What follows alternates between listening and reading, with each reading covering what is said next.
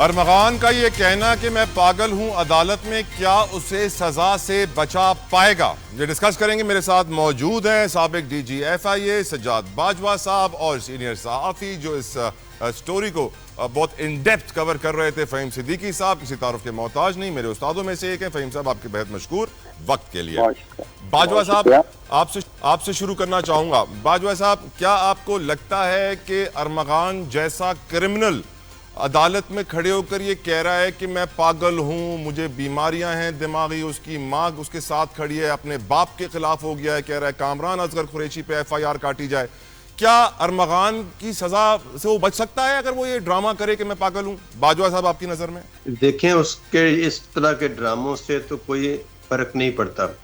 کہ وہ کہتا ہے کہ جی میں پاگل ہوں، اور یہ اکثر یہ موڈس آف آپرینڈی ہوتی ہے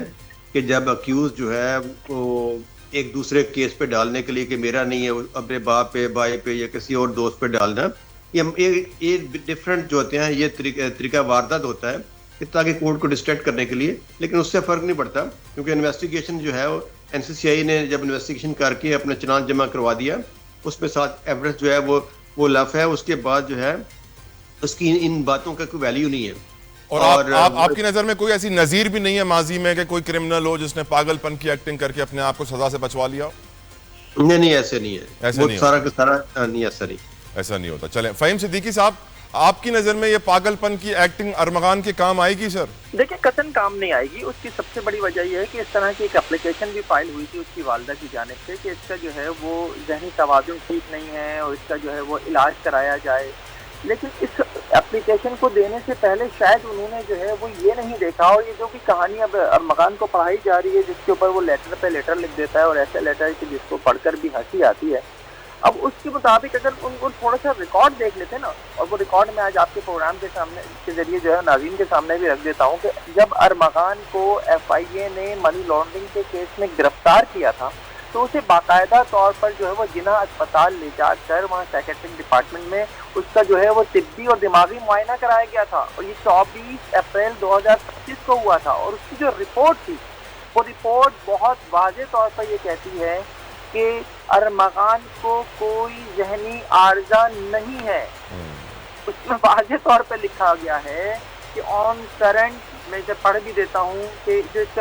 جو کیا گیا ہے مینٹل اسٹیٹس ہے جو ایگزامن کیا گیا ہے، no significant immediately psychiatric issue was identified, یہ لکھ کے دیا گیا ہے آلریڈی۔ میں کیا ورڈ یوز کروں، وہ امریکن کو چونا لگا رہا تھا کال سینٹر چلا کر، وہ جو امریکہ میں جو ٹریڈ مارک کا آفس ہے اس کی ویب سائٹ سے ڈیٹا اٹھا کر امریکن کو چونا لگا رہا تھا، جو کرپٹو کرنسی خرید رہا تھا، جو اسلحہ خرید رہا تھا، جو ڈارک ویب یوز کر رہا تھا، وہ آج جو ہے اس کا دماغی توازن ٹھیک نہیں ہے۔ یہ کس قسم کی گفتگو ہے؟ صرف اور صرف جو ہے وہ اس کیس کو ایک نیا رخ دینے کی کوشش ہے۔ اور دیکھیں، یہ جو جتنے بھی لیٹر وہ لکھ لے، چاہے وہ کورٹ میں کھڑا ہو کے کہہ دے، کورٹ کی جانب سے اس کا کوئی نوٹس نہیں لیا جائے۔ ہاں، یہ ضرور ہے کہ ابھی چونکہ کورٹ ماتحت عدالت ہے، ماتحت عدالت سے ججمنٹ اگر ہم سوچ لیتے ہیں کہ ارمغان کے خلاف آ بھی جاتا ہے تو جب یہ اعلیٰ عدالتوں میں اپیل ہوگی تو وہاں پر اس طرح ان چیزوں کو پھر یوز کرنے کی کوشش کی جائے گی کہ جناب دیکھیں فلاں وقت سے یہ درخواست بھی دی گئی تھی، فلاں وقت سے اس نے لیٹر بھی لکھا تھا۔ یہ پریکٹس ہے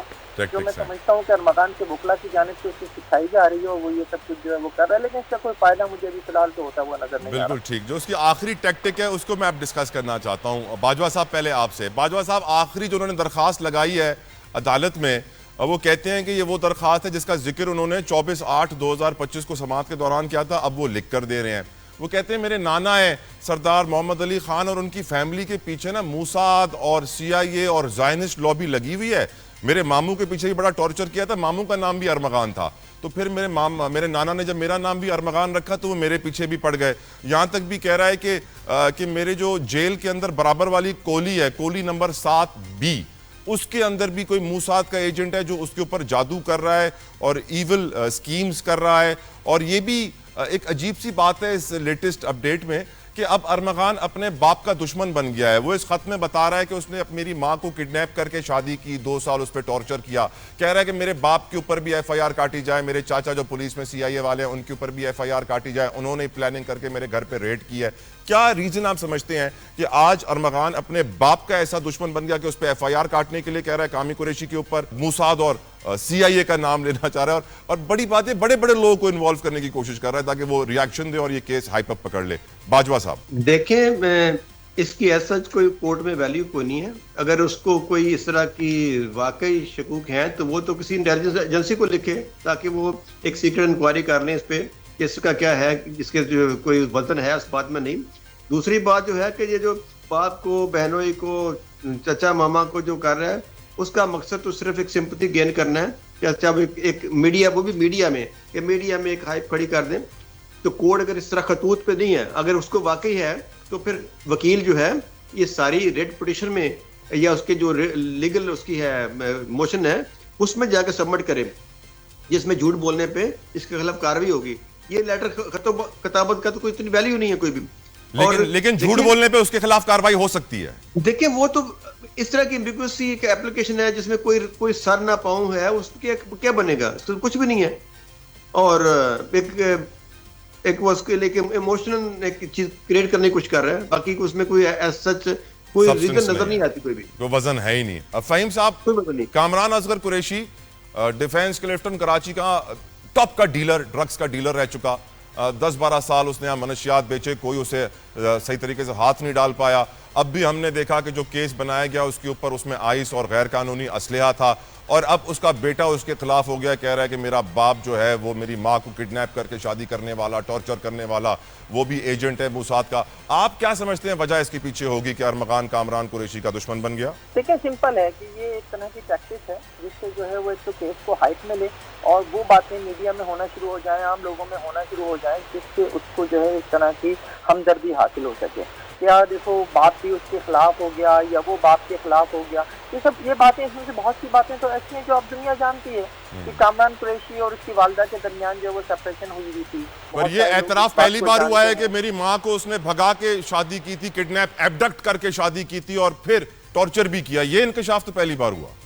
دیکھیں ایبڈکٹ کی حد تک تو نہیں, لیکن یہ بات ضرور میرے علم میں ہے کہ دونوں کی پسند کی شادی تھی اور وہ گھر کے بھاگ کے کامران سے شادی کی تھی. لیکن بات یہ نہیں ہے کہ ان ساری چیزوں سے فائدہ کوئی بھی نہیں ہونا اس کیس میں. کامران کی اپنی زندگی تھی وہ گزر گئی, کامران ابھی بھی بچ نہیں رہا. کامران کے خلاف جو اس وقت اسلحہ ایکٹ کا مقدمہ جو ارمغان کے خلاف ہے, جس میں اسلحہ اس کے پاس سے اسلحہ برآمد ہوا ہے, وہ اسلحہ کہاں سے خریدا گیا تھا؟ پشاور سے خریدا گیا تھا. کس نے خریدا تھا؟ کامران قریشی نے خریدا تھا. کامران قریشی نے خریدنے سے پہلے اس اسلحے کو وہاں پر ٹیسٹ کیا تھا, اس سے اس کی ویڈیو بنائی تھی, وہ ویڈیو اس نے ارمغان کو بھیجی تھی. وہ ساری چیزیں اب ریکارڈ پر آ چکی ہیں, اور اب کامران جو ہے وہ ایک طرح سے ارمغان کے خلاف جو کیس ہے اس میں نہ صرف شریک ملزم ہے, اور اگر اس کو اب یہ بھی ڈر ہو سکتا ہے ارمغان کو بھی, اور ارمغان کے پیچھے جو بھی لوگ اگر کوئی ہیں جو اس طرح کی چیزیں اس سے کرا رہے ہیں ان کو, کہ کہیں کل ارمغان جو ہے وہ کامران جو ہے کہیں اس کے خلاف کوئی گواہ کے طور پر نہ سامنے آ جائے. تو اس لیے چیزیں جو ہیں وہ بالکل اب ایک لائن کھینچنے کی کوشش کی جا رہی ہے باپ اور بیٹے کے درمیان. لیکن میں پھر یہی کہوں گا کہ فائدہ کوئی نہیں ہونا.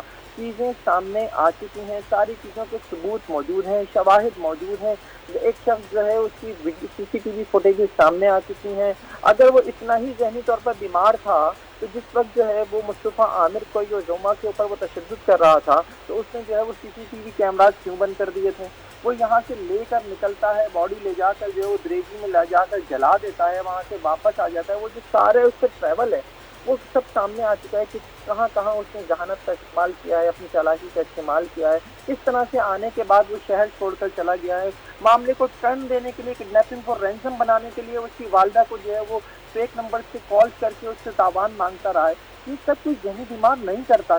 کہاں, بالکل صحیح کہہ رہے ہیں. یہ سب کچھ پلاننگ کے تحت سوچ سمجھ کے ہوتا رہا. پھر جیسے میں نے تھوڑی دیر پہلے بھی کہا کہ جو شخص ایک بڑا کال سینٹر چلا رہا تھا جس سے اس نے کروڑوں نہیں اربوں روپے بنائے ہیں, ان کی